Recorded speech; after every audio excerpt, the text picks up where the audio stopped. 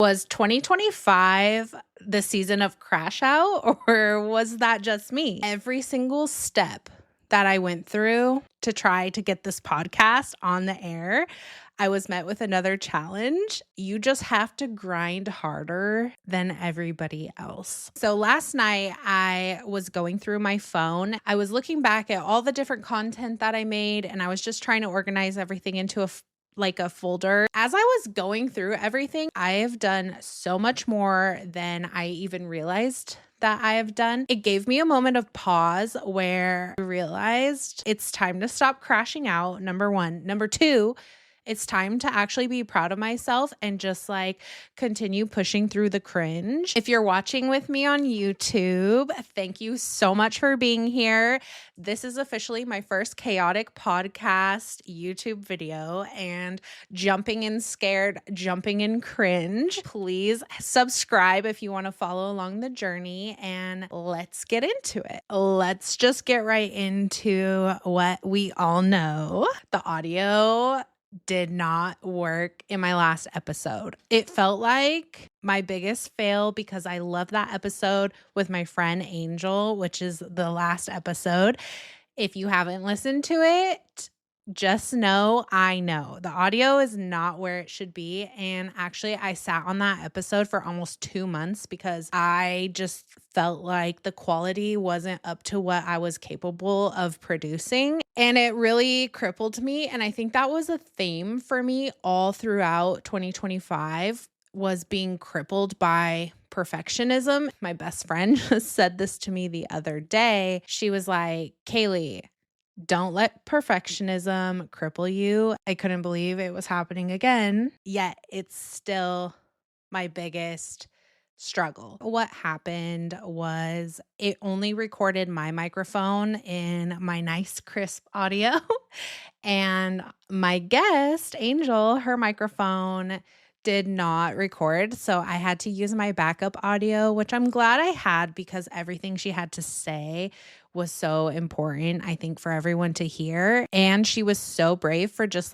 telling her truth and her story. I felt a sense of responsibility for not being able to capture just everything she had to say in the way that I knew it would be better delivered. Does that make sense? A little backstory. I've always wanted to start the podcast. It was something I've always talked about. How fun would it be to just start a podcast, be yappy, tell my opinions, tell my hot takes. Not that I think I'm funny, but some people think I'm funny and some people don't, okay? Some people don't think I'm funny. This was something that I wanted to do for a long time. What began this journey was my boyfriend got me a microphone, a podcasting microphone for Christmas. It was on my list, of course. It really propelled me to just go for it. I was so excited. And when I tell you that I was up, absolutely up all night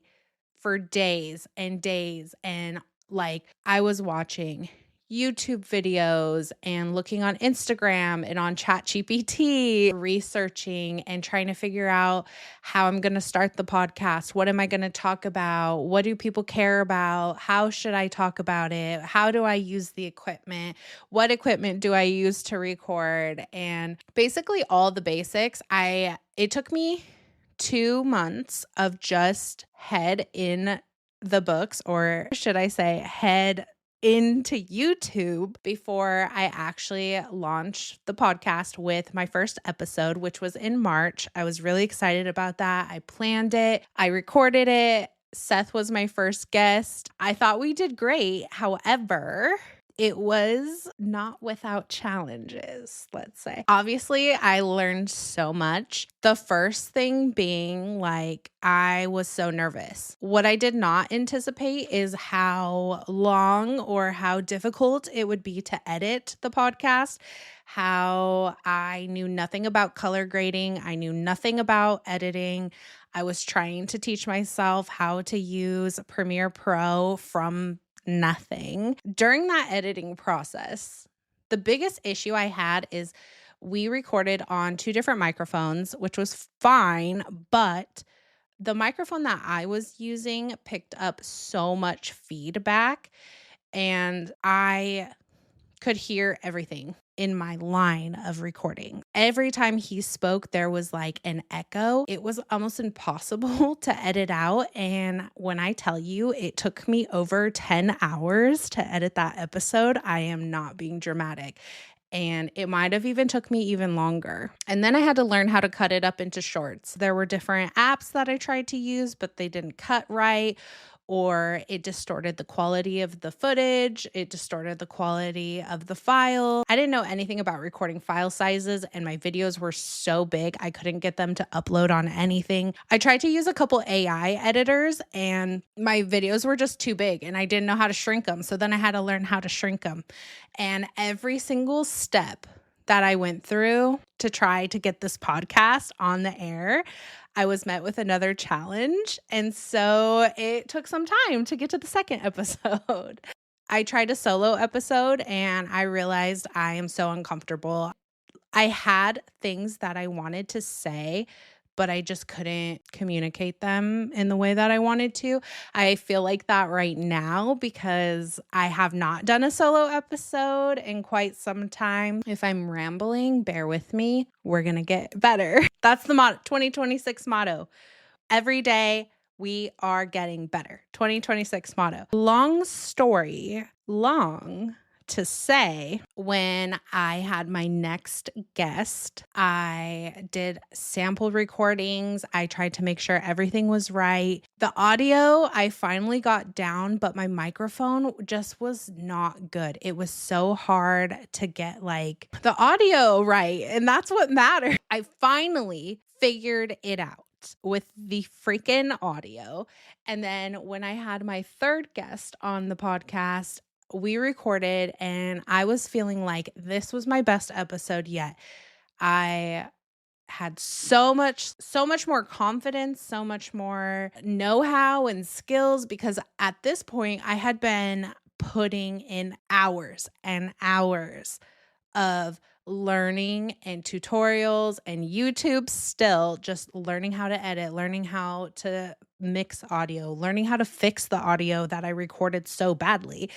And guys, when I tell you, I cried when I found out that both microphones recorded on the same track. It was so difficult to edit again, and I thought I had it right that time. So fast forward to the last episode with Angel, I was like, all right, I've been through the drama. I know what I'm doing. I tested it. I edited. I did all the things, and it only recorded one microphone. So I'm done. I'm done with that. I have learned. We're moving on. My big podcast goal for 2025 was to post 10 episodes. Most podcasts die after 10 episodes, and I am so proud to say we made it to 11 episodes, even if some of them were really short and not best of quality. We did it. To everybody who's new here, I need you to know that this journey has been a long one, and I am so glad you're here. I really can't believe that in 2025, I learned how to edit a podcast. I started taking social media seriously. I was freshly postpartum. I had to return to work from maternity leave. I was breastfeeding and then I stopped breastfeeding, which is a whole situation if you have any idea. You know, I'm not trying to get in like reflect mode, but I've spent a lot of time replaying those imposter syndrome comments in my mind. Like, Kaylee, what are you doing? You have no idea how to do this. You don't know anything about videography. You don't know anything about a podcast. You have nothing important to say. Just so many negative thoughts that I've had in my mind in 2025. And I don't want to blame them all on postpartum, but I feel like that has had a lot to do with my mindset. My hormones have had a lot to do with stopping me from progressing to where I want to go. So I'm feeling really good going into 2026 about showing up messy. I wanted to record this episode back in December to have it released in January, like January 1. We were going to be like, we're back, bitches.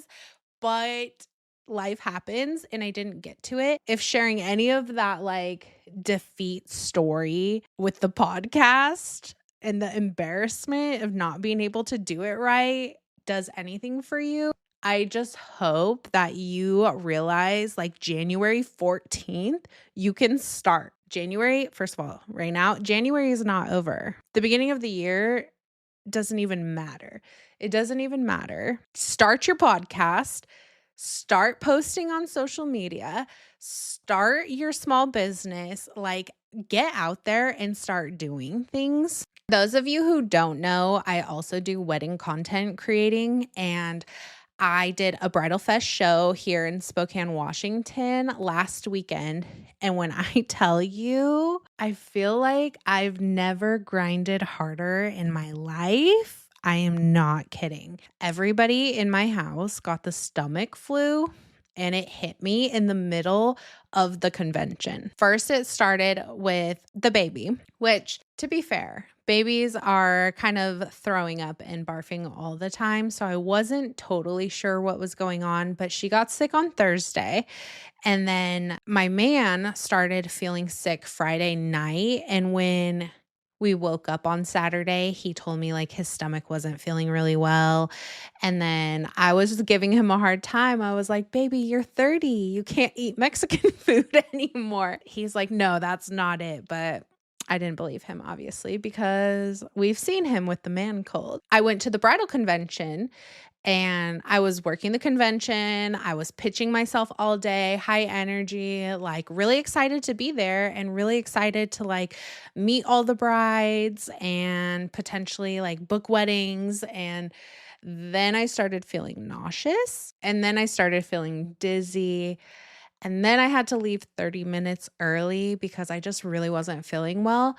And by the time I came home, I was so ill. Like, I was so sick. I was throwing up. I was rolling around in my bed, whining like, God, no. Like, what am I going to do tomorrow? I had a bride that I booked that I needed to send an invoice to, and I literally couldn't even send it. I was like, what am I going to do? She's not going to book me. Like, I told her I was going to send it when I got home, and here I am like dying. And I just felt so terrible. I was like, the whole time I'm thinking, how am I going to do this tomorrow? Thank God I started to feel a little bit better in the middle of the night. But when I woke up the next day, obviously with a headache, dehydrated, still really dying, I was driving back to day 2 of the bridal convention, and I really felt like this is the moment. Like, these are the moments where you just have to grind harder than everybody else. I was texting my best friend that I was on my way back, and she literally was hyping me up. She was like, you're doing it, girl. You're grinding. Literally told me like, this is where most people quit, and you're doing it. And I've never needed to hear anything more in my life. I know that not everybody is like trying to run their own business or trying to make money online or trying to have a podcast or any of that. But I think it's so important to realize that when these moments get really hard is when your true character comes out and you get to see what you're actually made of. Let me leave you with this. If you haven't yet, take a minute, look back, look at everything you tried to accomplish last year, go down the list. What have you done? I mean, look at your failures. I'm sure there's lots of them because I have so many, but in all of those failures, I learned so much every time. And I've met some incredible people along the way. And I'm really excited to get to introduce you to more of them and share more stories. 2026, we're thriving. We're pushing through perfectionism, and we don't care who's watching. Okay, bye.